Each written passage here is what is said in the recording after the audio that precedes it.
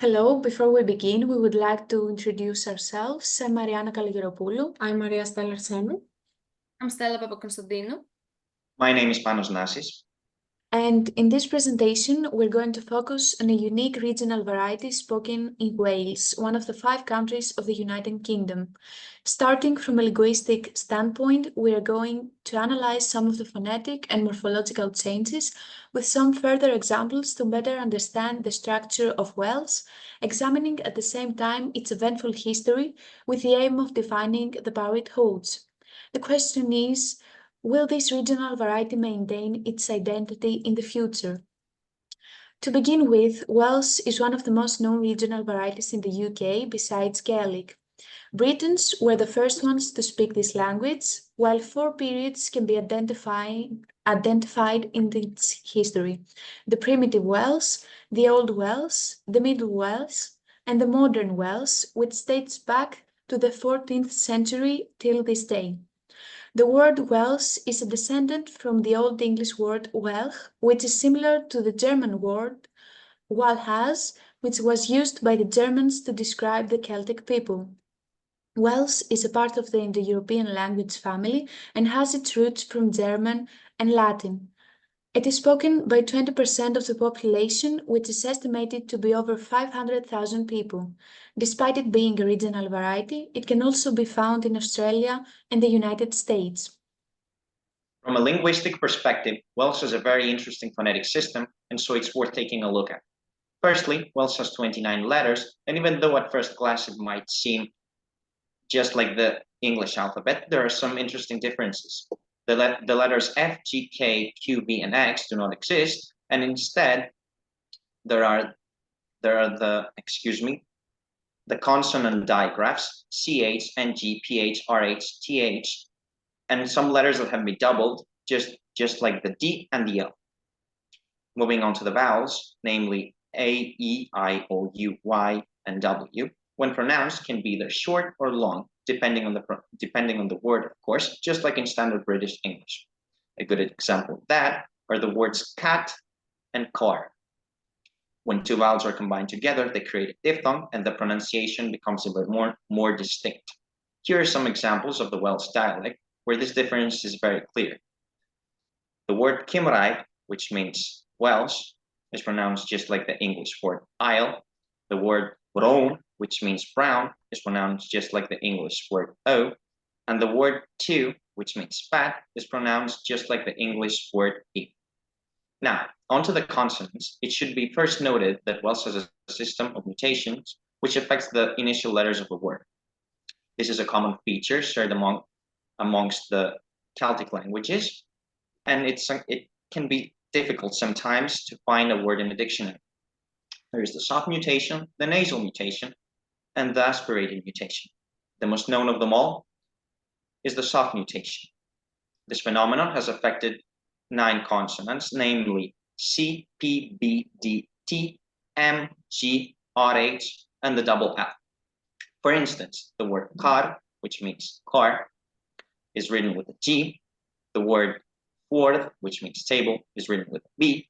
And the word ard, which means garden, is written with a G, but the G has disappeared due to mutation purposes. Considering the fact that Wales is so close to England, but their languages are so different from one another regarding the phonetics and the morphology, we should also focus firstly on the grammatical aspect of Welsh. The first and most important difference is the absence of the passive voice, which has been replaced by impersonal forms, phrases that do not refer to a particular person or thing.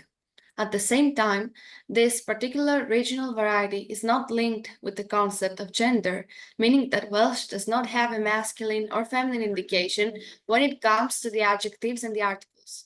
This can sometimes become very confusing, especially for new learners. What can be really intriguing is the structure and the order of the words in a sentence when it comes to this tactical part of the language. What it's called SVO indicates the order of the subject, verb, and object in a sentence used in the standard English. For example, Adam ate an apple. The order in Welsh is verb, subject, and object, VSO, and if we use the same example from before, it would be ate Adam an apple. So it becomes clear that the pronunciation is not the only challenge when researching or learning Welsh, since the morphology has some peculiarities when compared to standard English. Moving on, how can a regional variety like Welsh lose more easily its power? Welsh is a regional variety that, even though it dates back to the 6th century, has held its ground to this very day. To better understand the power of a language, or specifically a regional variety, and the possibility of its extinction, it is necessary to examine it historically, its crucial phases, the decline and the revival. Starting from the 16th century, the first downfall of the language occurred because of King Henry VII, aiming to eliminate the social cultural differences between Welsh and British people. The Welsh language started losing its power. The Act was a plan in order for English to be the official language, especially in education. During this century, Welsh was barely spoken. All this changed during the Renaissance period, where there was a genuine interest about the protection of Welsh in education, leading to the foundation of the first school and Sunday schools, where courses were being held in Welsh. Turning point for the revival of Welsh was the translation of the Bible in 1588 by William Morgan, who did an exceptional work handling the complexity of this holy book, but also the Welsh language. This was a step towards the conservation of the regional variety, since religion had always been a big part of the society. After 3 decades, during the 19th century, Wales was once again in danger. People had started to become very judgmental toward regional varieties, as they wanted English to be the only spoken language in the United Kingdom. However, this did not last very long, since universities and societies in those universities were founded in order to bring people who care about their language together. During the 20th century, the massive decline of Wales occurred, when after the World War I, the huge immigration waves away from Wales and the spread of technological advances, the communication started changing.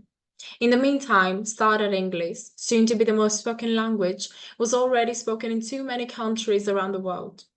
However, the Welsh Language Act in the 1993 came to put an end in those worries of the Welsh people, as the government gave them the option in public services to use their own regional variety. This practice lasts to this very day, preserving the power of Wales. A fact that can be confirmed in politics.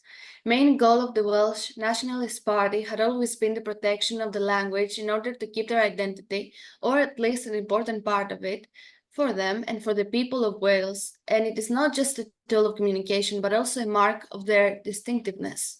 Today, Welsh has gained popularity not only in the Department of Education but also in politics.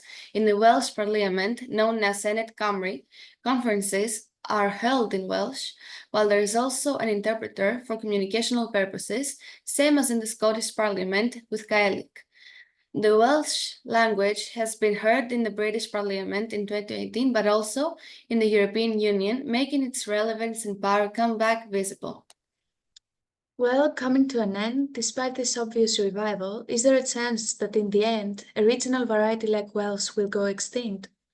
Well, there are 2 possible outcomes, the first one being the downfall of Welsh, given the equivalent circumstances.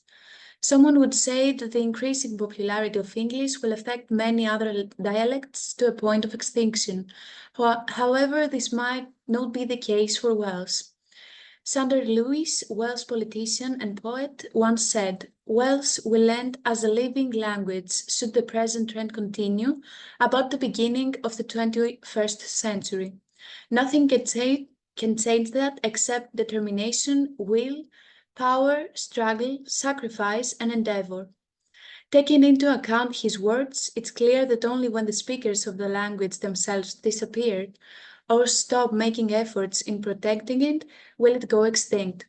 Surely, the number of speakers is a crucial factor, but it's not the greatest one in order to protect a language, a regional variety, or a dialect, with Latin being a great example.